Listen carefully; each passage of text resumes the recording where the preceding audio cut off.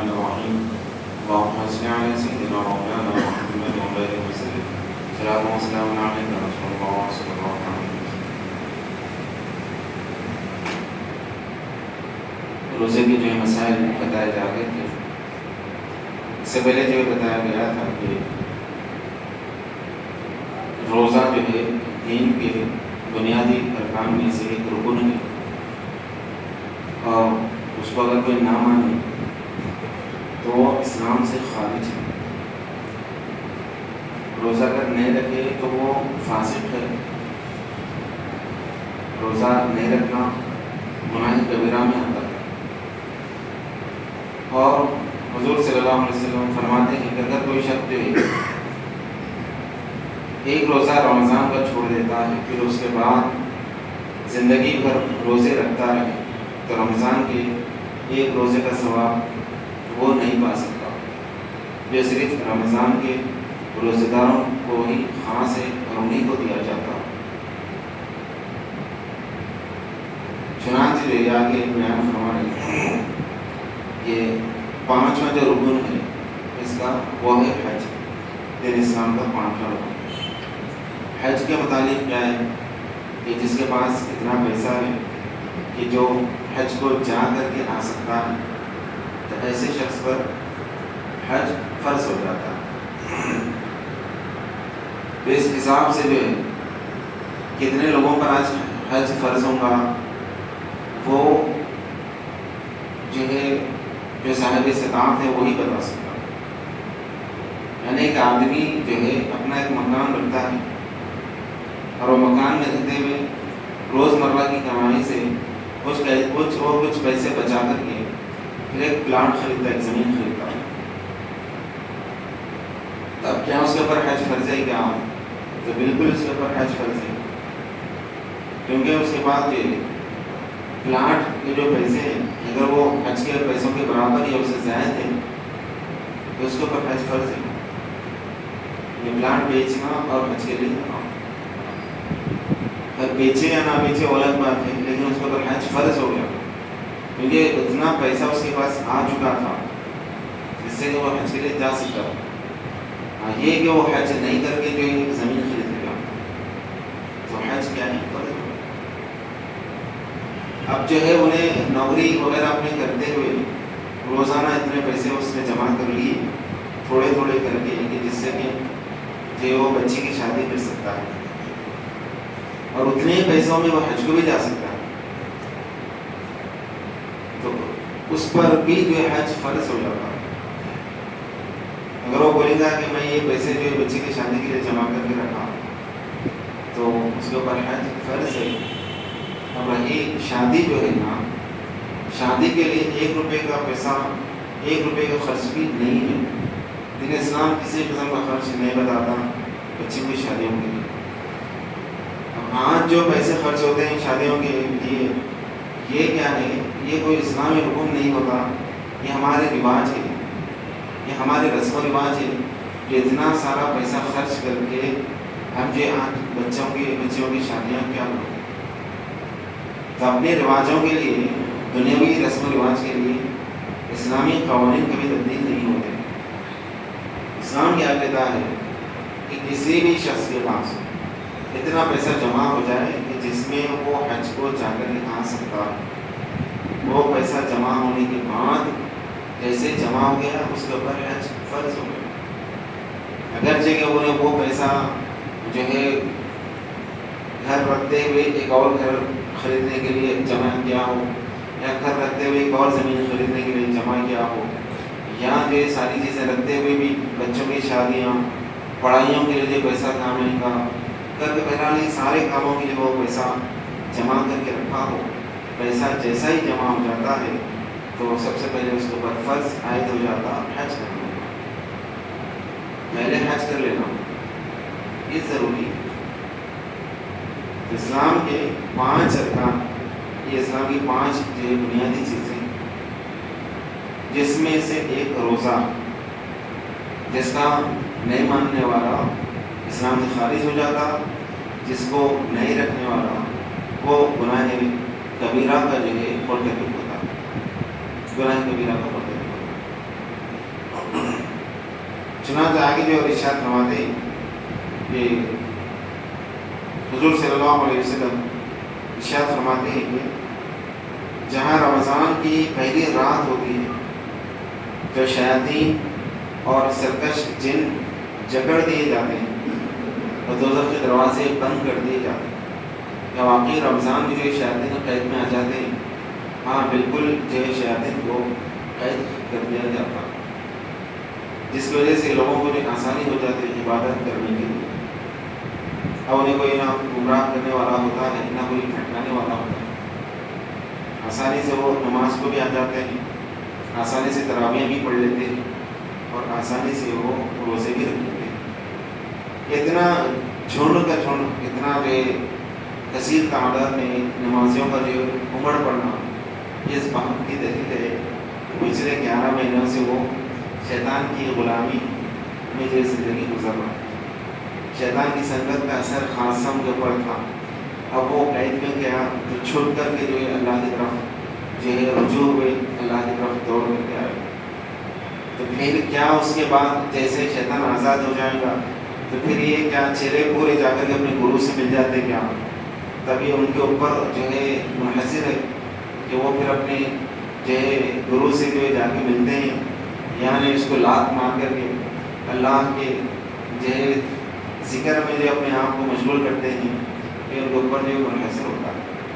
ہاں اتنی بات ہے کہ شیطان کو جو اس مہینے میں قید کر دیا جاتا ہے، اس کو جکڑ دیا جاتا ہے، اس کو آزادی نہیں دیتے لوگوں کو جو ہے گمراہ کر سکتے.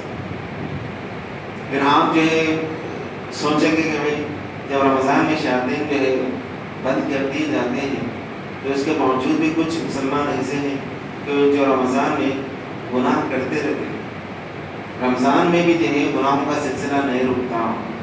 پھر یہ کیا ہے؟ تو فرماتے ہیں مسلمان کہ 11 مہینے وہ شیطان کی صحبت میں رہ کر کے جو گناہوں پر گناہ پر گناہ کرتا رہا، اس کا اثر اتنا اس کے اوپر گہرا ہو جاتا ہے کہ وہ جو ہے اتنا اس کا عادی ہو جاتا ہے کہ شیطان نہیں بھی رہے تو وہ گناہ ہمیں ملوث رہتا. اب تک جو 11 مہینے میں جو گناہ اس سے ہو رہے تھے اس میں اس کا نفس اور شیطان دونوں کا جو دخل تھا، لیکن اب جو ہے گناہ کر رہا ہے ہمیں رمضان کے مہینے میں، شیطان کا دخل تو نہیں ہے مگر شیطان کی صحبت کا اثر ہے رمضان میں جو گناہ کرتے ہیں. جیسا کہ مثلا مثال کے طور پہ اب یہ پھنگا چل رہا ہے، پھنگا جیسا گھوم رہا، آپ بولتے کہ یہ کرنٹ ہے. کرنٹ کیا کرتا؟ پنکھے کو خوب تیز لے کر کے گھومتا، خوب تیز گھماتا. پھر کیا ہوتا؟ اچانک کرنٹ بند ہو جاتا. کرنٹ بند ہونے کے ساتھ یہ پنکھا رک جاتا، کیا جھٹکے ساتھ نہیں رکتا، وہ پھرتے ہی رہتا. اب کیسا پھرا؟ کرنٹ تو نہیں ہے نا. جوان آپ کی کرنٹ جانے کے بعد بھی کچھ دیر تک پھرتے رہتا ہو، کیا اس کے اندر کرنٹ ہے؟ کیا نہیں. پھر بولے کرنٹ کا جو اثر تھا وہ اس کے اندر ابھی بھی باقی دیتا. تو گھومنے کا اثر، گھومتے کچھ دیر کے بعد گھوم کر کے رک جاتا. تو کرنٹ جانے کے بعد جو پھنگے کا گھومنا ہے، یہ رمضان میں لوگوں کا گناہ کرنا شیطان کے بند ہونے کے بعد دونوں دن برابر. اب جب بند ہو گیا، جب اس قید میں چلا گیا اور ہم جو ہے آسانی کے ساتھ جو ہے اللہ کی طرف جو ہے رجوع ہوئے، تو پھر ہمیں چاہیے کہ اس مہینے کی برکتوں کو جو ہے سال مہینہ گزرنے کے بعد بھی اس کو جاری و ساری رکھنا. اسی لیے یہ حضور صلی اللہ علیہ وسلم ارشاد فرماتے ہیں رب صائم لا ینالہ الا الجوع والعطش. ان روزے داروں میں بہت سارے روزے دار ایسے بھی ہیں جن کو بھوک اور پیاس کے کچھ حاصل نہیں ہوا. تب جو ہے دل میں خواہش پیدا ہو سکتی ہے کہ بھائی میں کون سے روزے دار میں شامل ہوں، کیا میں بھوکا پیاسا روزے دار ہوں یا واقعی یہ اللہ کے لیے رکھنے والا روزے دار ہوں. یہ کیسا پہچاننا ہے؟ اس کو پہچان سکتے کیا؟ اب چونکہ یہ تو حشر کے دن نہیں پتہ چلے گا کہ کون بھوکا تھا کون روزوں سے تھا. اب یہاں جو دنیا میں کوئی طریقہ ہے کیا کہ ہم بھوکے تھے یا ہم روزے دار تھے، اس کو پتہ کرنا ہے تو کیسا کر سکتے ہیں؟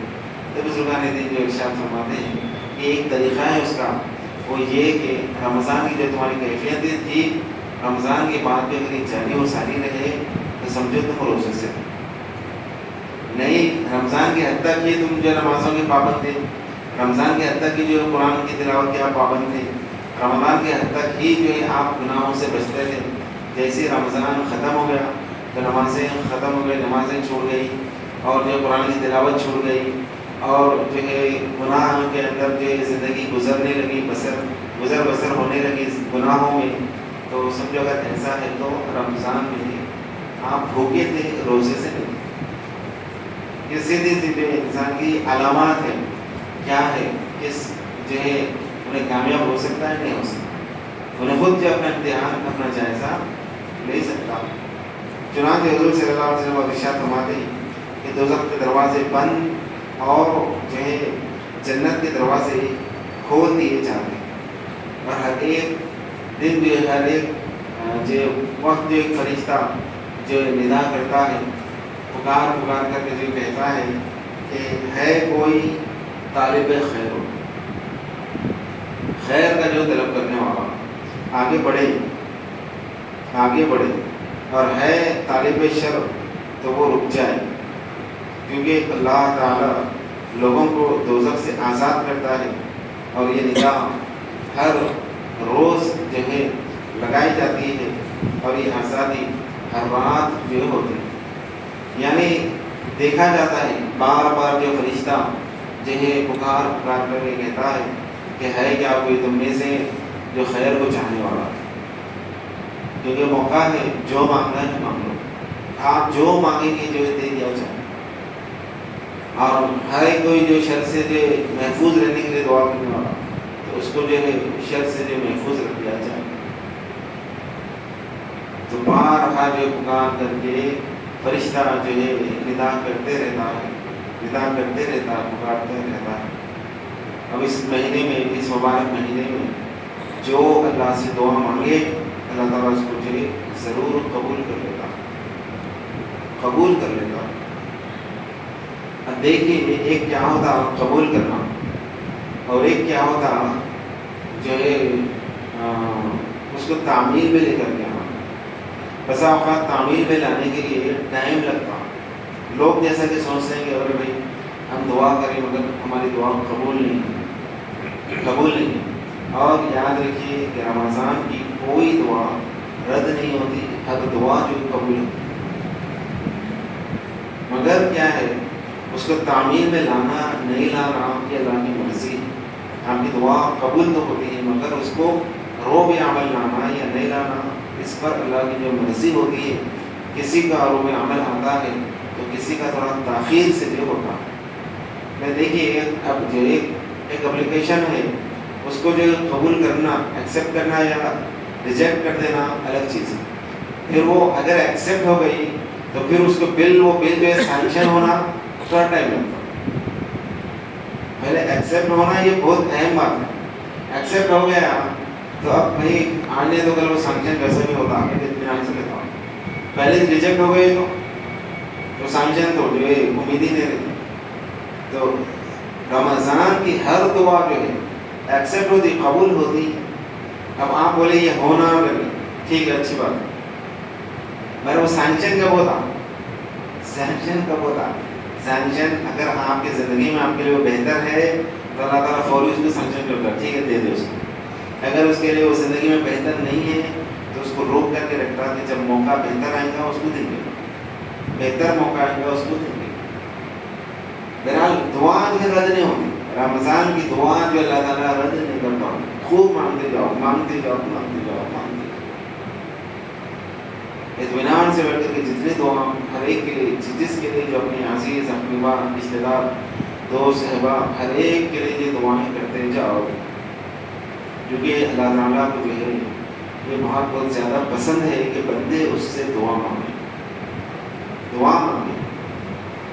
اس سے پوچھے، اس سے مانگے، اس کے ہاتھ اس کے سامنے جو ہاتھ پسارے، یہ اللہ تعالیٰ کو جو ہے وہ زیادہ پسند ہے۔ قبول ہوتی. ہر دعا جو قبول ہوتی, کسی دعا کو اللہ تعالیٰ رد نہیں کرتا. کسی کو دنیا میں اس کا اجر دے دیتا ہے تو پھر کسی کو آخرت میں وہ دعاؤں کا اجر ملتا ہے. جیسا کہ حدیث میں آتا ہے کہ انسان مرنے کے بعد جو ہے جب حشر کے میدان میں پہنچتا ہے تو فرشتے آ کر کہتے ہیں کہ تمہاری جو مغفرت ہو گئی. تو پوچھتا ہے کس وجہ سے, ایسے تو کوئی اعمال میں رہتے ہیں نہیں, کس وجہ سے میں جو ہے بخشا گیا ہوں. تو فرشتے اس کے اعمال جو دکھاتے ہیں, اس کے نیکیاں کہ جو پہاڑوں کے مانند رہتے, پہاڑوں کے مانند. مطلب اتنی نیکیاں میرے کہاں کی کہ انہوں نے خود تعجب کرتا اور حیرانی سے پوچھتا کہ اتنے اعمال تو میں نے کیے ہی نہیں, اتنی ساری نیکیاں مجھے کہاں سے مل گئی. تو فرشتے کہتے ہیں کہ جو تم دعائیں کرتے تھے دنیا میں, جو قبول نہیں ہوئی کر کے تم سمجھا کرتے تھے, تمہاری ہر دعا قبول ہوتی تھی, لیکن اس کا اجر تمہارے لیے یہاں آخرت میں جو اٹھا کر کے رکھا گیا, یہاں حشر کے میدان میں دینے کے لیے تمہاری دعاؤں کو جو اٹھا کر کے رکھا گیا ہے, وہ دعاؤں کا صلہ اس کی نیکیاں ہیں جو آج تمہیں یہاں پر پہاڑوں کے مانند ملتی.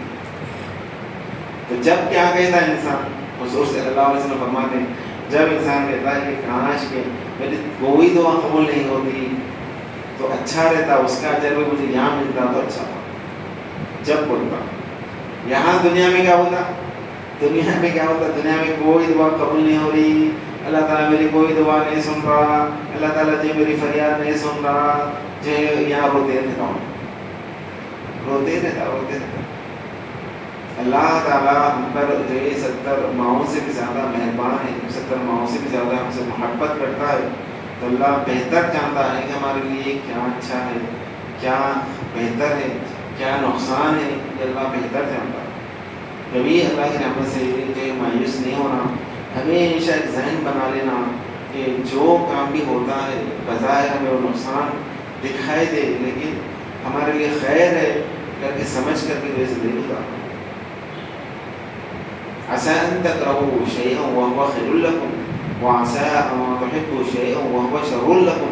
اللہ فرماتا ہے اکثر ایسا ہوتا کہ جو تم جس کو پسند کرتے ہو وہ تمہارے لیے برا ہوتا ہے, اور جس کو تم برا جانتے ہو وہ تمہارے لیے اچھا ہوتا ہے. اکثر ایسا ہوتا ہے.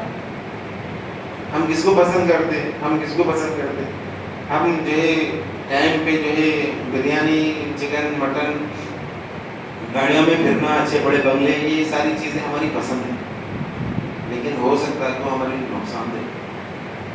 اور ہمارے لیے ناپسندیدگی کیا ہے, تنگ دستی, بدحالی, بیماری, یہ ساری چیزیں ہمارے لیے ناپسندیدگی ہے. تھوڑا بیماری عادت ہم جو ہے ناپسندیدہ یا ناپسندیدگی کا اظہار کرتے ہیں, اس کو ناپسند کرتے ہیں. ہو سکتا ہے تو ہمارے لیے جو بہتر ایسا ہوتا. تو لہٰذا کیا ہمارے لیے اچھا ہے, کیا ہمارے لیے نقصان ہے, اللہ اس کو بہتر جانتا ہے. لہٰذا جو ہے دعائیں کرتے جانا, قبول نہیں ہو رہی کر کے کبھی دعاؤں کا سلسلہ بند نہیں کرنا. دعا اگر جو ہے وہ اس کا صلہ دنیا میں یہاں پر نہیں بھی ملا تو اللہ تعالیٰ اس کا صلہ آخرت میں ہمیں ضرور دے گا. لہٰذا ہر روز فرشتہ جو ندا کرتا ہے کہ مانگو مانگو مانگو مانگو, صبح بلے فجر تک جو ہے اس کی یہی پکار رہتی ہے. اب یہ ہے کہ ہم گہرے نیند میں جو سوئے ہوئے رہتے ہیں, اللہ تعالیٰ جو ہمیں عقل سلیم عطا کرے اور رمضان کی ایک ایک لمحے کی برکتوں سے مالا مال ہونے کی توفیق دے. وصلی اللہ تعالی علی خیر خلقہ محمد وعلی آلہ واصحابہ اجمعین برحمتک یا ارحم